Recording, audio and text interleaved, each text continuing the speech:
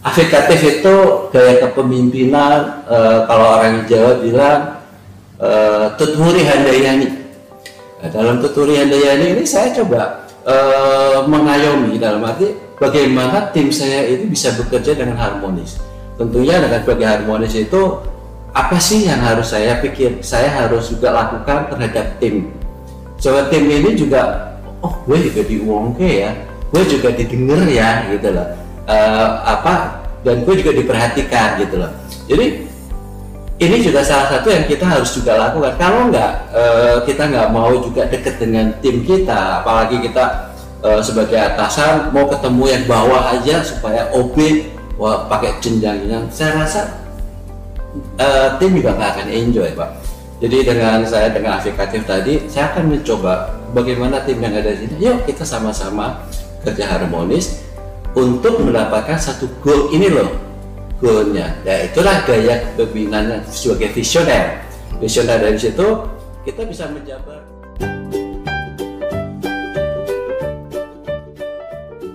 Halo calon pemimpin masa depan, terima kasih sudah klik video ini. Pada kesempatan kali ini yang akan membahas perjalanan karir dari seseorang, yakni Bapak Agung Mulyawan sebagai Direktur Operasional PT SAI Indonesia. Halo Mas Sam, makasih udah diundang di acara podcast ini. Pengalaman pertama juga buat saya sih. Ya, terima kasih Pak Agung untuk waktunya. Ya, boleh sedikit bicara Pak mengenai pengalaman Bapak dari permulaan karir Bapak sampai bisa menjadi Direktur Operasional PT SAI Indonesia? Mungkin kalau jadi direktur ada kesempatan sama hoki kali ya. Tapi ya perjalanan saya dari mulai karir, pertama saya dulu bekerja sebagai lulus kuliah itu kerja sebagai kepala toko, store manager di Ramayana Group, salah satu perusahaan. Dan dalam karir saya juga dari kepala toko saya beralih ke sebagai salesman untuk produk-produk kosmetik. Dari situ perjalanan saya dari salesman saya naik menjadi supervisor. Pada intinya saya setiap untuk kenaikan suatu jabatan itu saya sebelum ditawarkan saya biasanya mempersiapkan diri, mampu nggak sih saya. Dan kedua adalah kalau saya untuk menyampaikan satu posisi itu apa persiapan saya. Dan puji Tuhan saya dari seorang salesman tadinya berkarir sebagai supervisor, naik sebagai area sales manager di beberapa perusahaan multinasional ya, seperti di Nivea pernah, di Beiersdorf, di Reckitt and Colman ya, dan saya juga pernah di perusahaan Indonesia, perusahaan PT Tempo Group, pernah juga di APL, pernah juga saya di Indofood Group sebagai regional sales manager. Dan sebelum saya kesini adalah saya bekerja di PT APL sebagai NSM untuk General Trade. Dan dari situ saya pindah lagi ke perusahaan berbeda sekali, di perusahaan media. Dan di situ saya banyak belajar pengalaman dari atasan saya di perusahaan media itu. Dan terakhir, puji Tuhan saya bisa bergabung salah satu perusahaan di grup daripada Marta Tilaar, yaitu saya di PT SAI. Dan dari PT SAI itu sebelumnya saya masuk di PT SAI, pasan dulu saya sebagai NSM. Sebagai NSM dan National Sales Manager, National Sales Manager di PT SAI, dan saya juga membawai pada waktu itu dua sales manager untuk GT dan untuk satunya lagi untuk Agen. Dan dalam perjalanan saya juga nggak tahu ya, kok saya dari situ saya dipromosikan lagi oleh atasan saya sebagai GM. Nah dari GM itu saya memang sanggup lah pada waktu itu saat ditawarkan, saya sanggup Pak untuk sebagai GM. Sanggupan saya itu pada waktu itu saya ukur juga kemampuan diri saya dan tim. Karena saya tidak mungkin untuk bisa bekerja untuk suatu berhasil dan pimpinan kalau tim saya juga nggak mendukung, Pak. Bagaimana saya bisa mengencourage tim ini untuk bisa kerjasama dengan saya dengan baik untuk support gitu. Dan kembali lagi sampai saya sebagai operational director kembali lagi ini tadi saya sampaikan ada kesempatan dan juga ada hoki kali ya. Ya, karena apa? Kalau nggak ada kesempatan dan hoki mungkin nggak mungkin ya. Tapi kembali lagi bahwa saya bisa mendapatkan posisi ini tentunya ada penilaian dari atasan saya dan ada dari bagian-bagian yang lain. Bagaimana kinerja. Jadi saya percaya kalau kinerja seseorang itu baik ya, dan terutama adalah yang paling penting adalah jujur dan disiplin. Itu pasti akan berdampak satu hal yang baik untuk kita juga, untuk jenjang karir kita. Jadi dari situlah Pak Sam, kesempatan saya untuk bisa menjadi operational director, dan ini sudah berjalan kurang lebih sebagai operational director saya dari tahun 2014 sampai saat ini. Puji Tuhan bisa berjalan dengan baik, dan ini pun juga berkat dari pimpinan saya, juga dari dukungan teman-teman. Kurang lebih itu perjalanan dari saya, kurang lebih ya dari tahun 8, saya mulai kerja dari tahun 83 kurang lebih sampai saat ini. 83, jadi udah berapa tahun ya? Kurang lebih hampir 38 tahun. Ya. 38 tahun. Jadi ya begitulah, perangkat dari bawah, nggak bisa langsung posisi yang tinggi. Ya, makasih. Ya, pengalaman Pak Agung memang tidak diragukan lagi. 38 tahun sudah berkecimpung dalam beberapa perusahaan, baik perusahaan nasional maupun skala internasional juga. Ya. Jadinya pengalaman yang perlu kita ikuti ya sebagai pimpinan masa depan, bagaimana mengawali karir dari sebuah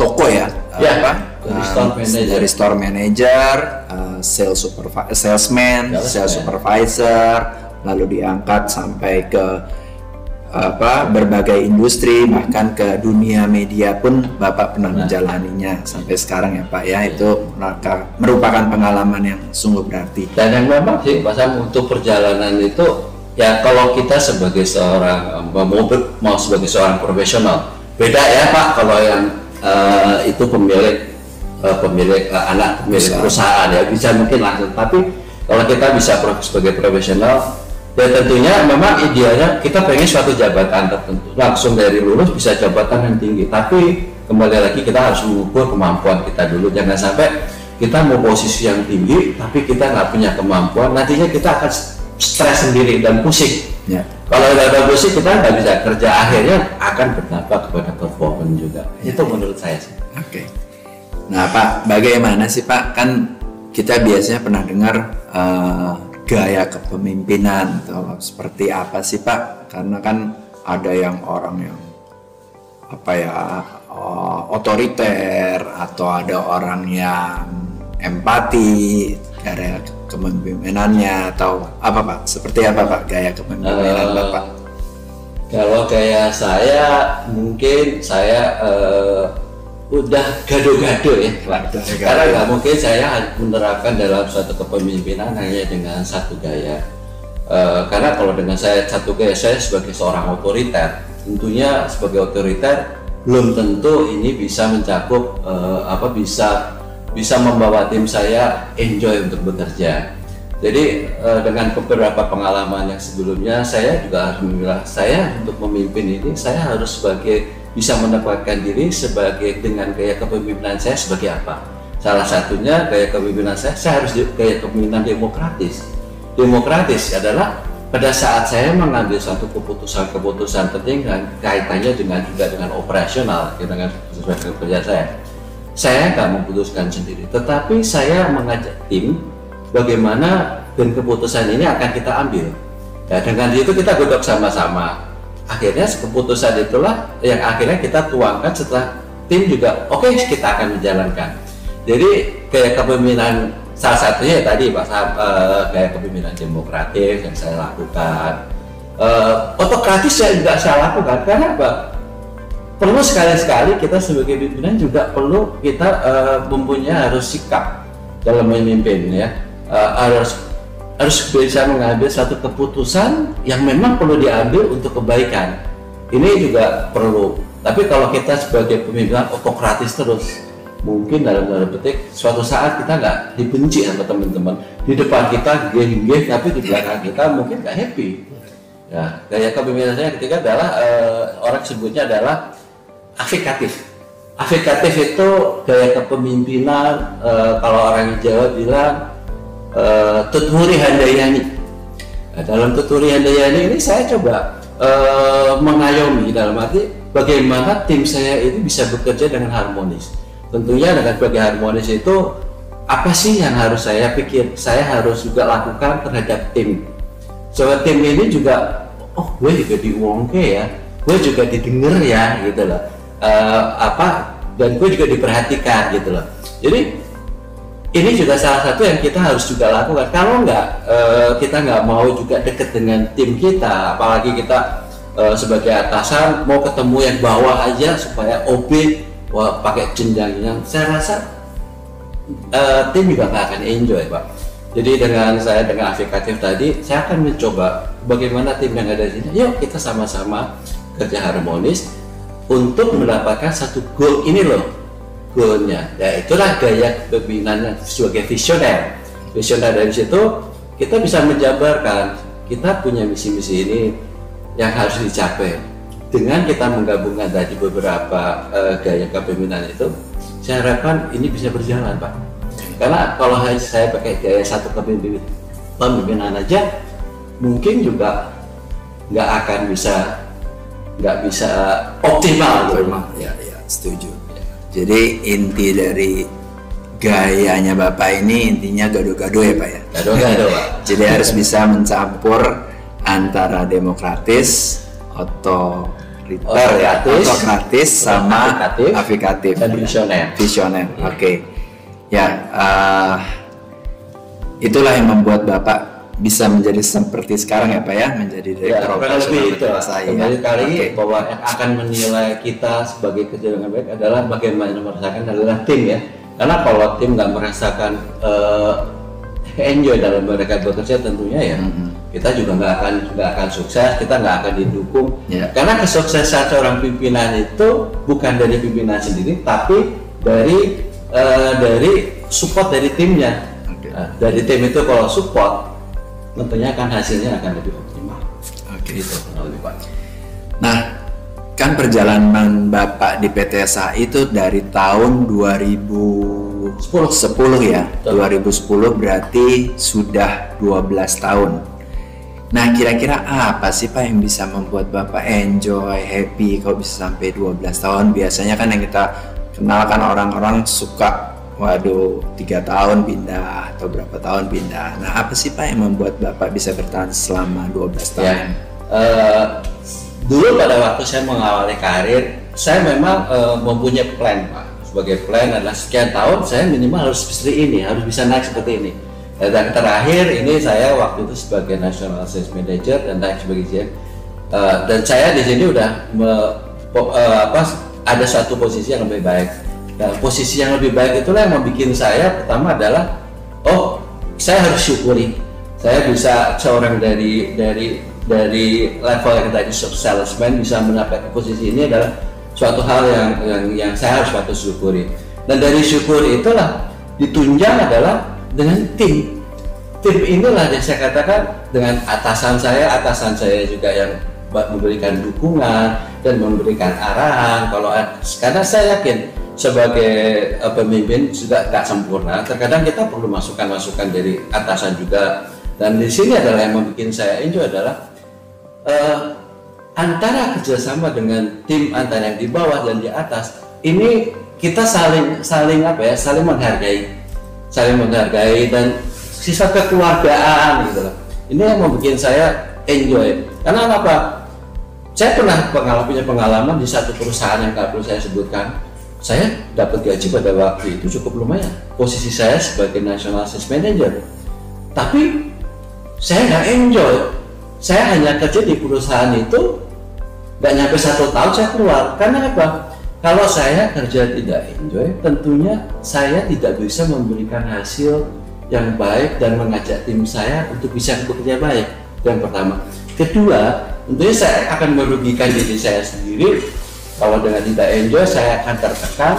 Saya masih punya keluarga, saya juga nggak ingin saya sakit yang mengakibatkan akhirnya nanti ya nggak enak sampai kalau meninggal, yang rugi siapa? Keluarga saya. Lebih baik saya keluar cari perusahaan yang memang bisa saya untuk bekerja dengan baik dan saya bisa menjalankan visi-visi yang harus saya capai. Itu ya Pak. Oke. Ya jadinya kerja di sini nggak hanya gaji melulu ya Pak. Gaji Pak. Ya gaji melulu, tetapi bagaimana dukungan dari atasan, kerjasama tim, terus bagaimana visi misi Bapak ke depan itu bisa diterjemahkan di dalam perusahaan itu ya. Oke, jadinya itulah yang membuat Bapak enjoy. Itu yang membuat saya enjoy, dan kembali lagi ya itu tadi kekeluargaan inilah yang terkadang membuat kita mau memikirkan, oh kita mau keluar, oh iya saya punya tim ini perlu juga kita harus perhatikan karena dia juga sudah mensupport kita. Itulah Pak yang kadang-kadang membuat saya ya udahlah, saya cukup enjoy lah dengan tim saya. Oke. Ya Pak, ini masih ada beberapa pertanyaan ya Pak ya. Bapak masih ada waktu ya. Silakan. Jadi ya selama 12 tahun ini apa yang Bapak lihat nih, perubahan apa yang Bapak lakukan ini nih dari mungkin dulu PT SAI seperti apa, sekarang sudah seperti apa? Ya puji Tuhan lah ya, walaupun cukup banyak hal yang saya lalui dengan beberapa juta hal-hal yang harus kita selesaikan. Salah satu yang banget saya dulu mengambil satu keputusan yang juga kebetulan waktu itu didukung oleh tim. Walaupun keputusan waktu itu kita ambil tidak populer dan saya sempat di komplain sama outlet, tetapi saya memikirkan pada waktu itu perusahaan ini harus juga bisa berjalan dengan baik. Jangan sampai perusahaan ini seharusnya bisa dapat keuntungan yang baik, tapi karena hal-hal yang tertentu akhirnya kita jadi nggak bagus. Jadi beberapa hal yang saya pernah lakukan seperti itu Pak, tapi berjalannya waktu dan kenyataannya ini bisa memperbaiki kondisi biaya-biaya pada waktu itu yang harusnya dikeluarkan untuk outlet. Bisa minimal kita bisa masuk ke saving lah memang. Dan kedua, pada waktu itu saya juga memikirkan perusahaan SAI ini sudah memberikan sesuatu yang baik untuk memberikan lalu, tapi tim saya kok kayak dianggap sebagai kacung ya. Ini yang saya kadang-kadang, saya kan juga harus memikirkan tim. Mereka sudah diberikan sesuatu yang enak, tapi tim saya pada waktu harus memberikan minta order, itu mesti orang harus ngemis. Ini yang saya kadang-kadang saya pikirkan, salah satunya itu saya melakukan perubahan waktu itu mengenai tactical diskon. Nah, kedua adalah yang saya tetap lakukan pada waktu itu dengan pimpinan yang sebelumnya, SAI ini punya infrastruktur yang baik dan infrastruktur ini masih idle, belum maksimal. Belum maksimal. Ya. Pada waktu itu timbul ide dengan bicara juga dengan tim, bagaimana kalau kita coba mencari supaya ada tambahan income, kita cari prinsipal dari luar. Dan puji Tuhan pada waktu itu pimpinan saya juga mendukung. Oke, kita trial. Nah, salah satu trial yang kita pertama lakukan dengan perusahaan multinasional adalah dengan PT Lotte, sehingga sampai sekarang sudah hampir berjalan 11 tahun kita. Dan dari situlah kita berkembang, bisa mendapatkan kepercayaan dari beberapa prinsipal yang akhirnya SAI juga dikenal bukan hanya sebagai perusahaan distributor yang hanya mendistribusikan kosmetik saja, tapi juga bisa mengembangkan distribusi di produk-produk lain. Dan puji Tuhan, alhamdulillah ini bisa berjalan dan banyak beberapa perusahaan prinsipal kita, perusahaan yang multinasional atau mau bergabung dengan SAI. Dan yang terakhir yang saya juga sempat lakukan adalah dengan tim memikirkan adalah mengenai pembatasan kredit limit dan TOP untuk outlet. Ini yang saya pikir ini juga harus dikontrol. Kalau enggak nanti tim saya bisa jualan aja tapi nggak ke collect. Makanya pada waktu itu kita bikin satu sistem yang baru adalah dengan istilahnya adalah top line Pak. Itulah salah satu dalam 12 tahun ini hal-hal yang itu yang sedang saya lakukan. Memang dalam 12 tahun ini kalau dilihat banyak hal yang masih perlu kita lakukan, belum sempurna, tapi minimal ada sesuatu yang harus ada berubah setiap saat gitu untuk agar perusahaan PT SAI ini juga ke depan juga selain operasionalnya dikenal banyak oleh perusahaan, jangan sampai perusahaan ini juga terlalu besar biayanya gitu. Ya, menarik istilah TOPLA ya Pak ya. Jadi TOPLA itu TOP, term of payment, sama plafon ya Pak ya. Jadi kita memang memiliki sistem mengontrolnya dari jangka waktu pembayaran dan plafon dari toko itu ya. Jadi menarik istilah TOPLA itu. Ya. Nah ini sebagai kata penutup, Bapak ada pesan apa nih untuk PT SAI ke depannya, apa yang perlu? PT SAI saya rasa di ke depan distribusi itu masih diperlukan. Walaupun kalau kita melihat sekarang banyak omni channel, tapi saya percaya dengan geografi Indonesia yang begitu luas, nggak bisa semua terjangkau oleh dengan distribusi melalui omni channel.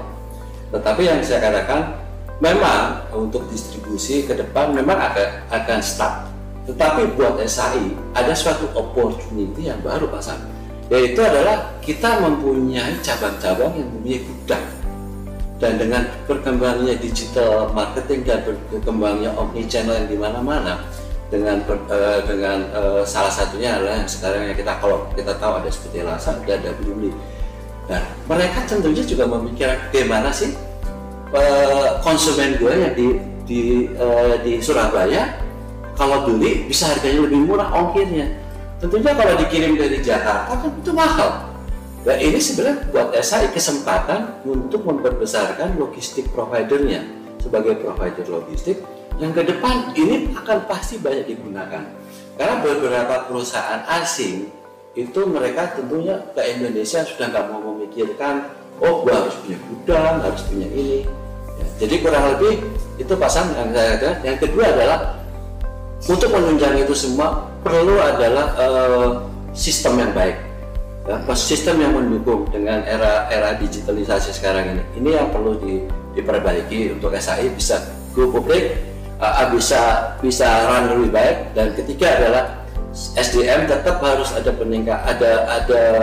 ada istilahnya apa ya, pembelajaran untuk mereka bisa bekerja lebih kualitas lebih baik. Itu aja Pak. Oke, terima kasih.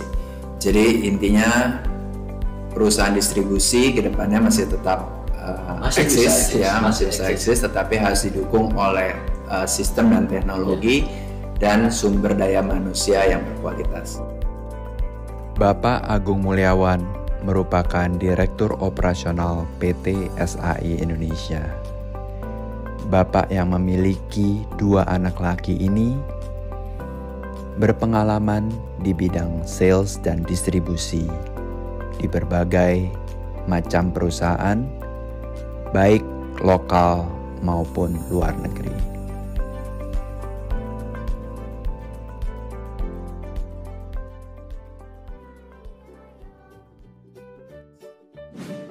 Demikian calon pemimpin masa depan. Kesimpulan dari podcast hari ini adalah bagaimana kita harus konsisten dalam bekerja.